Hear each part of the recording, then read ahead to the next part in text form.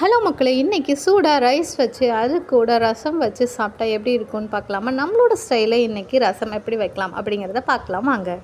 இதுக்கு தேவையான பொருட்கள் கொத்தமல்லி, ஜீரகம், நல்ல மிளகு, வரமிளகா இது எல்லாத்தையும் எடுத்துகிட்டு ஒரு கடாயில் போட்டு வறுத்து எடுத்துக்கோங்க. லைட்டாக ப்ரௌன் கலர் வர வரைக்கும் அதை நல்லா வறுத்துக்கோங்க.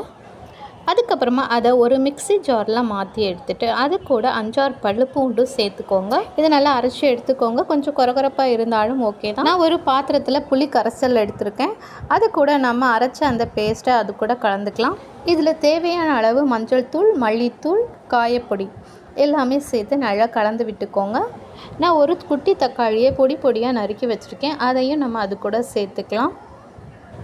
அப்புறமா அடுப்பில் கடாயை வச்சு அதில் எண்ணெய் ஊற்றி 2 கடுகு போட்டு கடுகு பொரிஞ்சதும் நம்ம வச்சுருந்த இந்த ரசத்தண்ணியை எடுத்து அதில் ஊற்றிடலாம்.